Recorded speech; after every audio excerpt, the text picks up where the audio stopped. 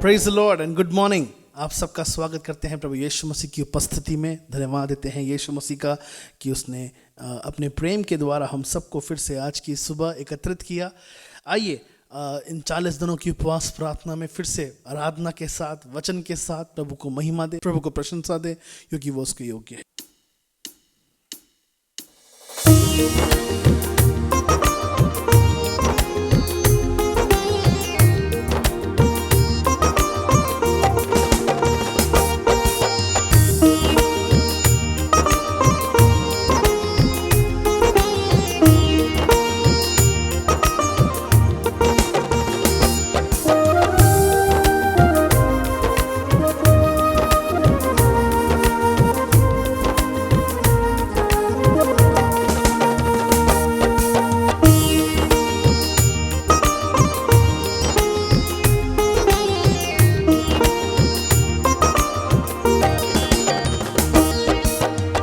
तेरे लहू से पाप धोता हूँ, तेरे लहू से पाप धोता हूँ।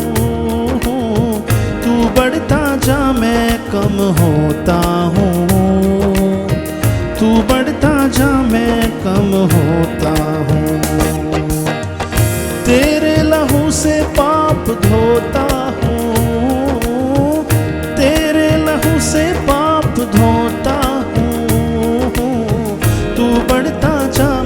कम होता हूँ, तू बढ़ता जा मैं कम होता हूँ। तू बढ़ता जा, तू बढ़ता जा, तू बढ़ता जा मैं कम होता हूँ, तू बढ़ता जा मैं कम होता हूँ, तू बढ़ता जा मैं कम होता हूँ, तू बढ़ता जा मैं कम होता हूँ।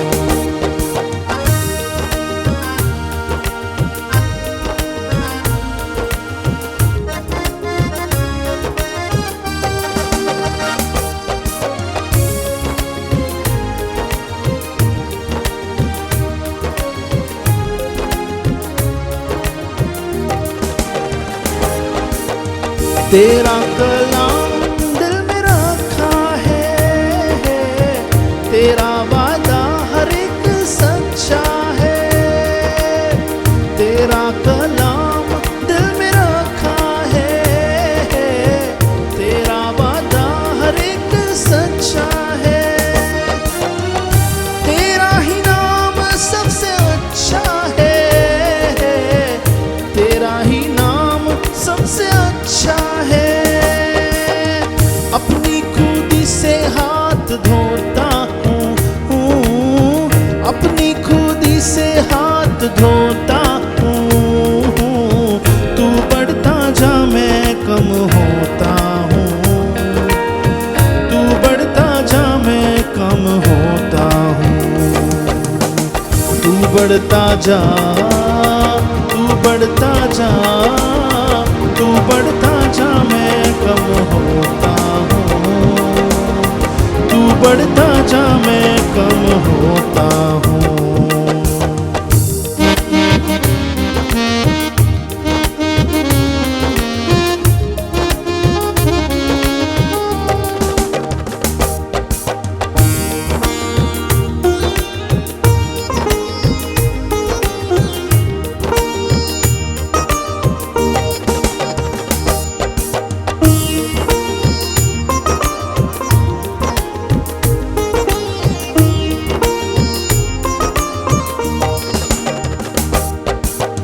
तेरा लहू है मेल का पैगाम, तेरे लहू में सब चैन आराम।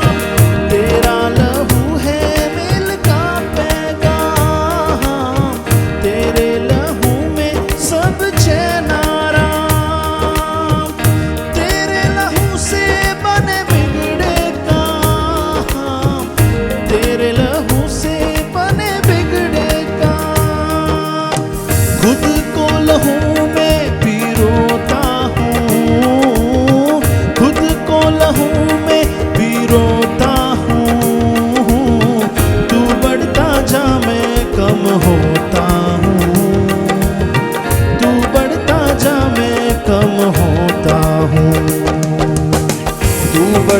जा, तू बढ़ता जा, तू बढ़ता जा, मैं कम होता हूँ।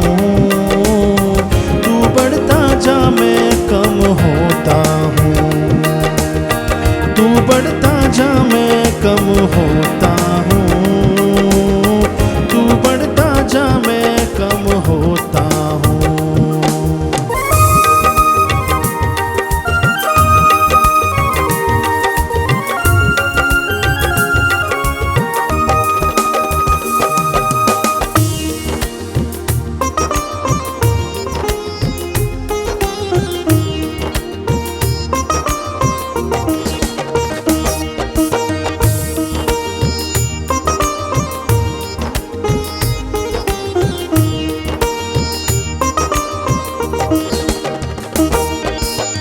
तेरा कलाम जीवन रोटी,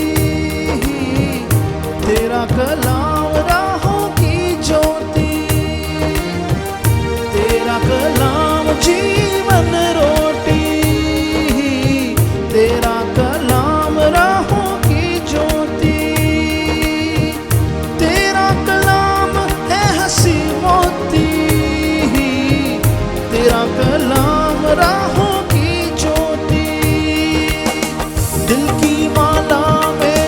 रोता हूँ, दिल की माला में पिरोता हूँ। तू बढ़ता जा, मैं कम होता हूँ। तू बढ़ता जा, मैं कम होता हूँ। तू बढ़ता जा, तू बढ़ता जा, तू बढ़ता जा, मैं कम होता हूँ। तू बढ़ता जा, मैं कम होता हूँ। तेरे लहू से पाप धोता हूँ, ओहो, तेरे लहू से पाप धोता हूँ। तू बढ़ता जा, मैं कम होता हूँ। तू बढ़ता जा, मैं कम होता हूँ।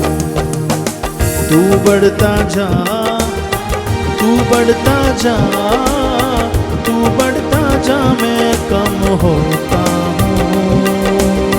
तू बढ़ता जा, मैं कम होता हूँ। तेरा लहू जिसके द्वारा हम पाक होते हैं यीशु, तेरा लहू जिसके द्वारा आज हमें मार्गदर्शन मिलता है, उस लहू के लिए हम तेरी स्तुति करते हैं, तेरा धन्यवाद देते हैं। हमारे अद्भुत परमेश्वर तेरी स्तुति हो, राजाधिराज तेरी महिमा हो।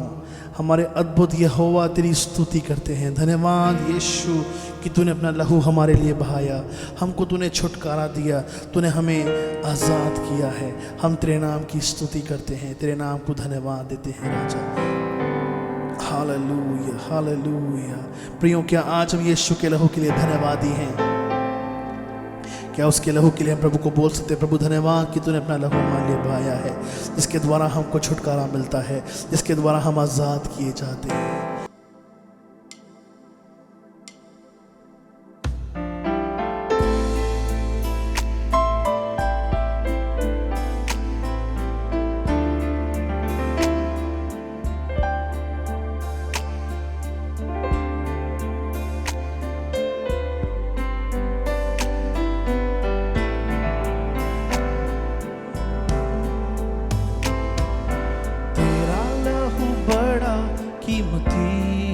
प्रभु तेरा लहू बड़ा कीमती है, तेरा लहू बड़ा कीमती है प्रभु, तेरा लहू बड़ा कीमती है।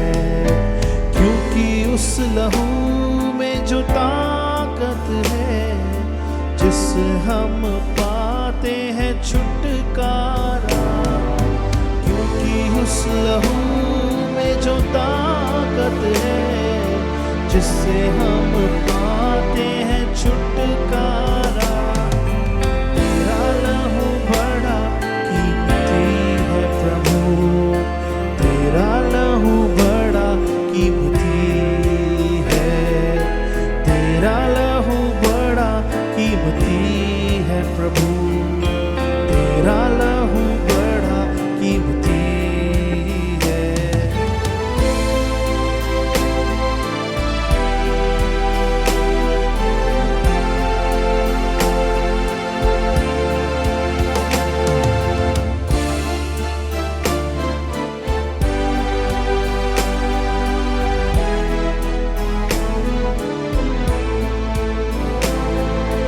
तूने वो लहू बहाया है, सारी दुनिया को बचाया है। तूने वो लहू बहाया है, सारी दुनिया को बचाया है। कभी तूने किसी से ना कुछ मांगा, कभी तूने किसी से ना कुछ चाहा, कभी तूने किसी से ना कुछ मांगा, कभी तूने किसी से ना कुछ चाहा।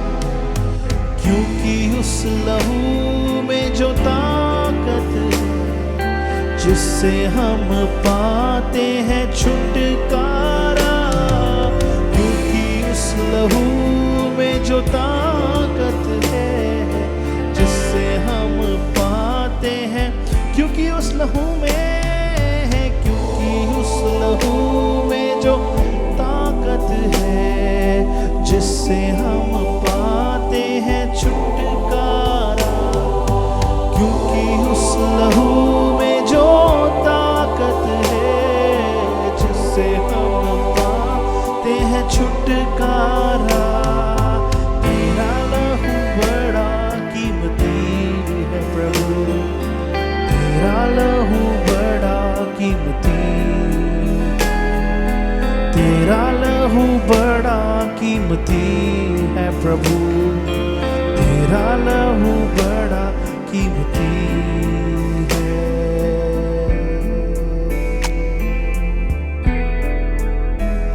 धन्यवाद तेरे लहू के लिए यीशु।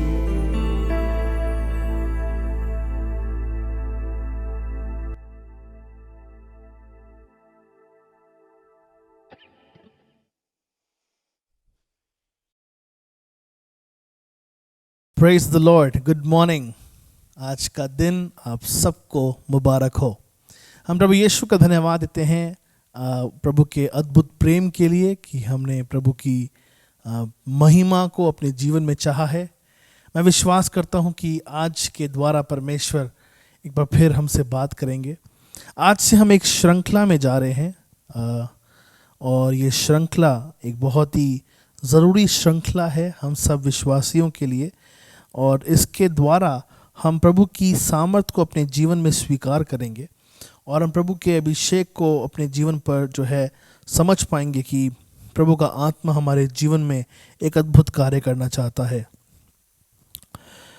आज से हम बाइबल में जो लेव्य व्यवस्था में 5 बलिदान हैं उनके विषय पर हम मनन करेंगे।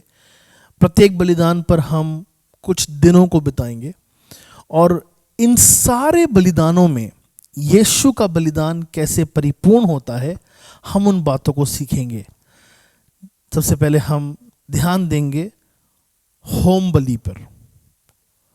अब जब मैं इन सारे बलिदानों के विषय में आपको बता रहा हूं तो मैं हर बलिदान के पीछे एक भावना है और एक हृदय है। होम बलि चढ़ाई जाती थी मनुष्यों की भक्ति जो परमेश्वर की ओर है। फिर हम देखेंगे अन्न बलि जो दर्शाती थी उस कैरेक्टर को, चरित्र को, उन बलिदानों का चरित्र किस प्रकार का हुआ करता था। फिर हम देखेंगे शांति की बलि या मेल बलि। मेल बलि दर्शाती है परमेश्वर के साथ के संबंध को, उससे बढ़कर परमेश्वर के साथ की संगति को।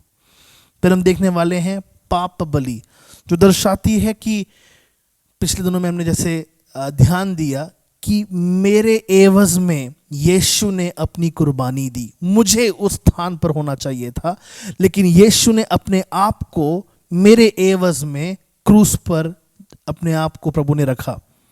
तो पाप बलि, और अंत में हम देखेंगे दोष बलि या अपराध बलि, जो दर्शाता है पुनर्स्थापना को, रेस्टोरेशन को। तो होम बलि, अन्न बलि, मेल बलि, पाप बलि और अपराध बलि या दोष बलि, इन सारे बलिदानों में किस रीति से प्रभु यीशु मसीह का बलिदान इनमें परिपूर्ण होता है, हम उस बात को देखेंगे और सीखेंगे।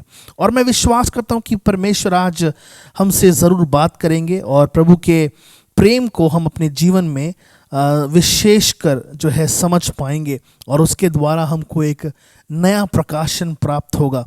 प्रभु के नाम की हम स्तुति करते हैं। आज से हम देखेंगे होम बलि के विषय में। होम बलि जो है वो एक विशेषकर एक ऐसी बलि है जो यीशु मसीह के बलिदान को दर्शाती है। वो एक ऐसी परछाई थी जो आने वाले भविष्य को दर्शा रही थी, और जो हमको बताती है कि किस रीति से एक दिव्य मनुष्य ने आकर दिव्य व्यक्ति ने आकर मनुष्य के साथ एक प्रकार का मेल मिलाप किया। अब इस होम बलि का एक तरीका था या इसका एक मार्ग था जिसके द्वारा ये बलिदान परिपूर्ण होता था। हर बलिदान को करने के लिए एक तौर तरीका होता है। मैं चाहता हूं कि जब हम इन बलिदानों में जा रहे हैं, मैं ज़रूर इस बात को भी मानता हूं कि ये वचन मेरे ख्याल से नए विश्वासियों के लिए बहुत ज़्यादा बड़े डीप स्टडी की बात हो सकती है, लेकिन हम विश्वासियों के लिए ये जो बलिदान हैं, 5 बलिदान, इन बलिदानों के द्वारा हम प्रभु यीशु मसीह के बलिदान को परिपूर्ण रीति से समझ पाएंगे। विशेषकर हर एक बलिदान के विषय में जब हम मनन कर रहे थे, हर एक बलिदान का एक तरीका होता है। There is a system to every sacrifice. हर एक बलिदान का एक मार्ग होता है। उसके अगर आपने उस मार्ग में कोई भी अंश छोड़ दिया या उस मार्ग में आपने कोई भी अंश गंवा दिया तो वो बलिदान अपने आप में पूरा नहीं होता है। उसी रीति से होम बलि दर्शाती है कि उसके लिए एक मार्ग था, उसके लिए एक पद्धति थी, उसके लिए एक सिस्टम था। आइए उस सिस्टम को देखेंगे और आपको जानकर बड़ा ताज्जुब होगा कि हर एक ये पद्धति या हर एक ये अंश यीशु मसीह में परिपूर्ण हो रहा है, यीशु मसीह में सिद्ध हो रहा है। कितना भला हमारा परमेश्वर है जिसने आकर हम सबके लिए इन सारे बलिदानों को प्रभु यीशु मसीह में संपन्न किया, परिपूर्ण किया, और उसके द्वारा आज हम धर्मी ठहराए जाते हैं। तो सबसे पहली बात को जो हम देखते हैं वो ये है कि divine standards of the sacrifice, उस होम बलि के सबसे बड़े स्तर क्या होने चाहिए थे या दिव्य स्तर उसके क्या होने चाहिए थे। अगर हम पढ़ते हैं लेवी व्यवस्था उसके पहले अध्याय के 3 वचन को, कृपया पढ़ेंगे। लेवी व्यवस्था पहले अध्याय के 3 वचन को। यदि वह गाय बैलों में से होम बलि करे तो निर्दोष नर मिलाप वाले तंबू के द्वार पर चढ़ाए कि यहोवा उसे ग्रहण करे। फिर से पढ़िएगा। यदि वो गाय बैलों में से होम बलि करे तो निर्दोष नर मिलाप वाले तंबू के द्वार पर चढ़ाए कि यहोवा उसे ग्रहण करे। निर्दोष नर, सबसे पहली बात हम देखते हैं इस पद्यांश में कि वो जो पशु होना चाहिए है वो बिना किसी दोष का होने पाए, बिना किसी दोष का, है ना। ये बात मुझे इस बात को याद दिलाती है कि उसमें एक भी प्रकार का भ्रष्ट स्वभाव ना पाया जाए, उसमें किसी भी प्रकार की एक ऐसी बात ना पाई जाए जिसमें कुछ गलती को दिखाया जाए या उसके कह सकते हैं उसकी कमजोरी को दर्शाया जाए। उस बलिदान को जब सामने लाया जाए तो उसमें से कोई भी खोट, कोई भी दोष, कोई भी निर्बलता, कोई भी कमी उस बलिदान में ना पाई जाए। मनुष्य की प्रवृत्ति कुछ इस प्रकार कहती है, जब आप उनके सामने सजी सवारी कोई एक बात लेके आए, सजाकर कोई एक बात उनके सामने प्रस्तुत करें, तो मनुष्य की प्रवृत्ति कुछ इस प्रकार कहती है, उसमें से जो सबसे गलत बात होगी उसी को पहले पकड़ा जाता है। नाउ इट डजंट मैटर, अब ये मायने नहीं रखती कि आपने उसको सजाने में कितनी मेहनत करी।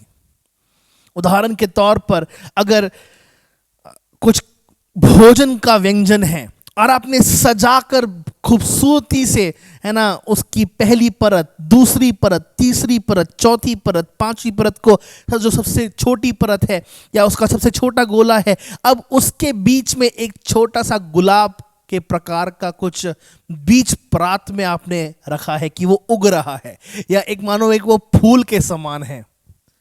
जब तक आप उसको परोसने के लिए गए तब तक वो बीच का गुलाब का जो अंश था वो मानो गिर गया या वो तहस नहस हो गया और वो खड़ा नहीं रह पाया। कहने का तात्पर्य क्या है, अब लोग क्या हैं, उस गुलाब पर या बिखरे हुए उस अंश पर ज्यादा ध्यान रख रहे हैं, लेकिन जो मेहनत के साथ उस परात को सजाया गया है उस पर लोगों का ध्यान नहीं है। उसी रीति से यीशु मसीह हमारे लिए मानो एक ऐसा बलिदान बना जिसमें एक भी दोष नहीं पाया गया, एक भी दोष यीशु मसीह में नहीं पाया गया। जब हमारे भाई ने, प्रिय भाई अमन ने जब ये वचन पढ़ा तो वहां पर हमने सुना कि वो निर्दोष हो और नर हो। यीशु मसीह ना केवल निर्दोष था लेकिन वो नर भी था। देखिए, व्यवस्था की बात को प्रभु यीशु मसीह ने पूरा किया। सारी व्यवस्था केवल एक व्यक्ति ने, जो दिव्य रीति से संसार में आया, उसने इन सारी बातों को परिपूर्ण किया। मसीह आता है नर बनकर, बलिदान बनकर, और इन सारी रिक्वायरमेंट्स को, इन सारी आवश्यकताओं को वो अपने जीवन में धारण करता है और सिद्ध आज्ञाकारिता के साथ अपना जीवन वो बलिदान के रूप में दे देता है, क्योंकि उसका जीवन एक ऐसा जीवन था जिसमें कोई दोष नहीं पाया गया। उसका बलिदान एक ऐसा बलिदान था जिसके द्वारा हमको हौसला मिलता है, जिसके द्वारा हमको न्याय मिलता है और जिसके द्वारा हमारी हर प्रकार की अपूर्ण बातें पूरी रीति से निपुण होती हैं, परिपूर्ण होती हैं। यीशु मसीह का बलिदान कुछ एक ऐसा बलिदान था जिसमें ना तो कोई दोष पाया गया, और वो एक ऐसा बलिदान था जिसने हर प्रकार के न्याय को पूरा किया, जिसने हर प्रकार की आवश्यकताओं को पूरा किया जो कि इस बलिदान में जरूरतमंद थी। यीशु मसीह का बलिदान परिपूर्ण हुआ। हम इसके परिपूर्णता के वचन को देखेंगे। पहला पत्रस पहले अध्याय का 19वां वचन पढ़िएगा। पर निर्दोष और निष्कलंक मेम ने अर्थात मसीही के बहुमूल्य लहू के द्वारा हुआ, अर्थात मसीही के बहुमूल्य लहू के द्वारा हुआ। निर्दोष और निष्कलंक मेमना आपके और मेरे लिए अपने लहू को बहाता है, अपने आप को दे देता है, अपने आप को प्रदर्शित करता है। जैसे मैंने आपसे पहली बात आपके साथ बांटी कि ये मेमना दर्शाता है कि हमारी भक्ति परमेश्वर की ओर हमेशा सिद्ध ठहरे। आज की भक्ति क्या है? आज की भक्ति ये है कि हम हर सुबह उठते हैं, वचन पढ़ते हैं, हर सुबह उठते हैं, बाइबल पढ़कर प्रार्थना करते हैं। लेकिन उन दिनों में क्या होता था, वे अपनी भक्ति को प्रकट करते थे एक बलिदान के द्वारा, और वो बलिदान हर साल में एक बार लाया जाता था और लोगों की भक्ति को वो दर्शाता था। लेकिन आज प्रियो, हम प्रभु का धन्यवाद देते हैं, यीशु मसीह के द्वारा हमारी भक्ति परमेश्वर पिता में पूरी होती है। हालेलुया, प्रभु के नाम की स्तुति हो। उसके द्वारा हमारी भक्ति प्रभु यीशु मसीह के द्वारा परमेश्वर पिता में पूरी होती है। दूसरी बात को हम देखते हैं कि इस बलिदान को निमंत्रित किया जाता है ताकि इसके द्वारा हमें एक पहुंच दी जा सके। हम फिर से पढ़ेंगे। लेवी व्यवस्था पहले अध्याय का 3 वचन कहता है, यदि वह गाय बैलों में से होम बलि करे तो निर्दोष नर मिलाप वाले तंबू के द्वार पर चढ़ाए कि यहोवा उसे ग्रहण करे। मिलाप वाले तंबू के द्वार पर उसको चढ़ाए कि यहोवा उसको ग्रहण करे। हम पाते हैं पुराने नियम में द्वार का एक बहुत बड़ा कार्य होता था, या एक द्वार की एक बहुत बड़ी जगह पुराने नियम में हम देखते हैं। हमारे आज के समय में भी आपके घर के द्वार के बाहर एक अलग वातावरण है और आपके घर के द्वार के अंदर एक अलग वातावरण है। यीशु मसीह कहता है कि अब इस बलि को लिया जाए या इस बछड़े को लिया जाए और उसको द्वार के पास रखा जाए और वहां इसका वध किया जाए और वहां इसको जो है समर्पित किया जाए या डेडिकेट किया जाए।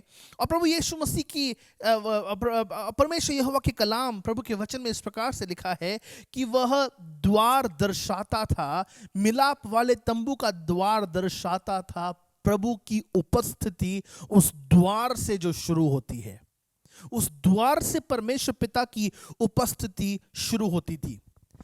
क्यों मूसा के द्वारा यह व्यवस्था लिखी गई? जब परमेश्वर ने उससे बोला कि द्वार पे ही खड़े रहना, there is a reason behind it.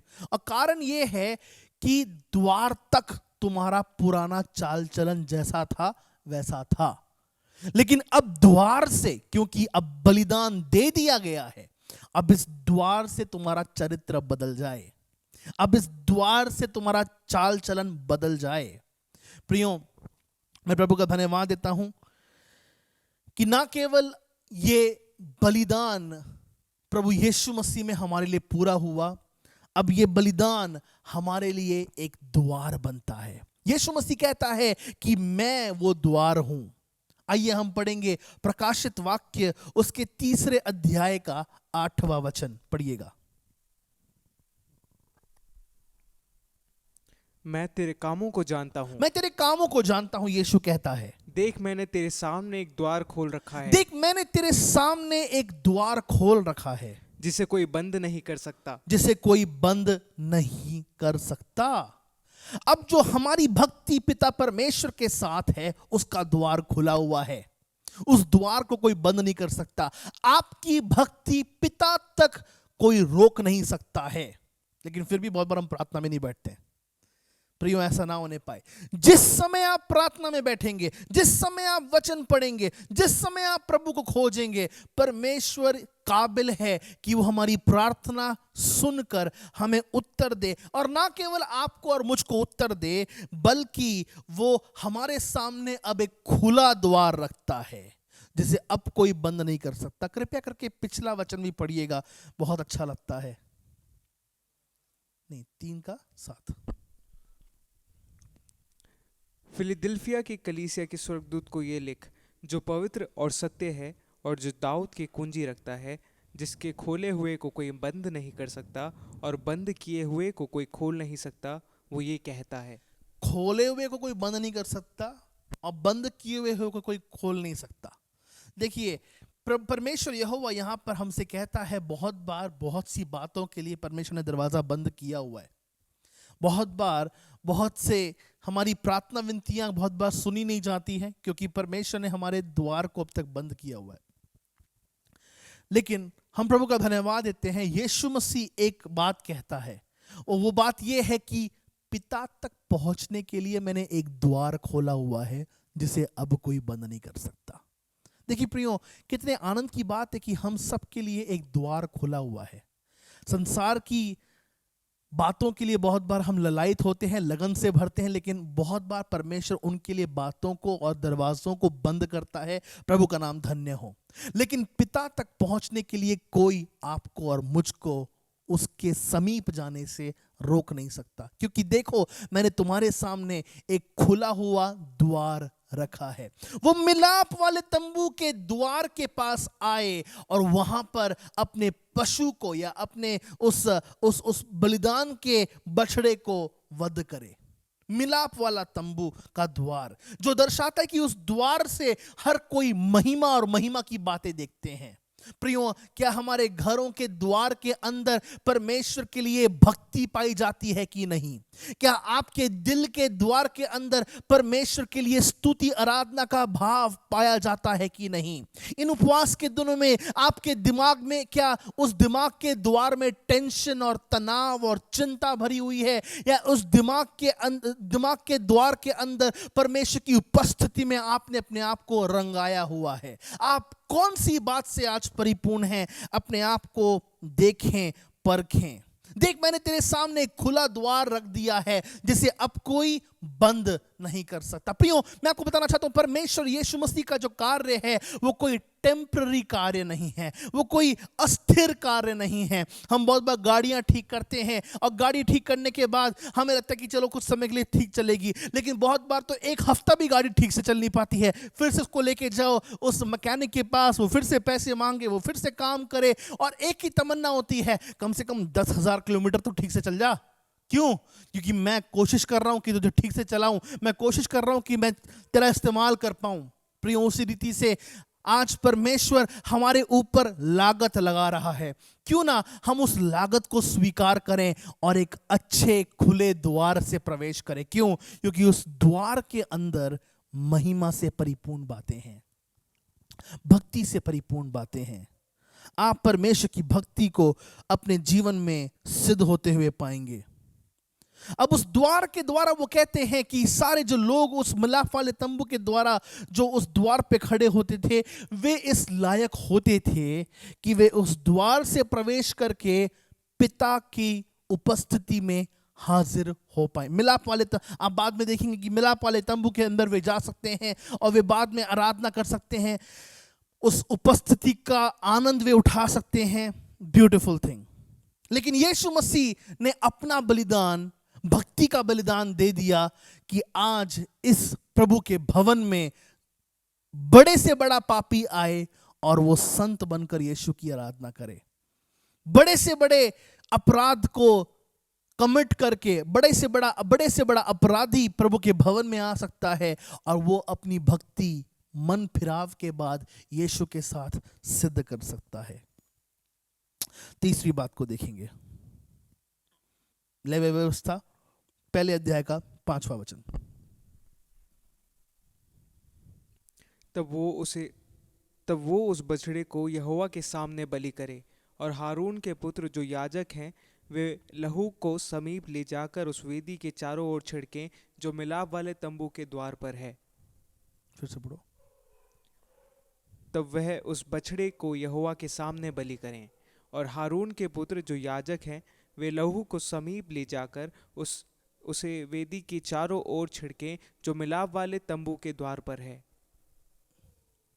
अब हम देखते हैं कि ये जो बछड़ा है, ये जो पशु है, इसको वध किया जाना है उस मनुष्य के लिए नहीं, बल्कि परमेश्वर के सन्मुख उसको वध किया जाना है। परमेश्वर के सन्मुख उसको वध किया जाना है। यह बात दर्शाती है कि हमारे एवज में यीशु मसीह पिता के सामने वध किया गया। प्रियो, ये वही मेमना है या ये वही पशु है जो निर्दोष है, उसके जीवन पर कोई कलंक नहीं है। लेकिन इतना काफी नहीं है।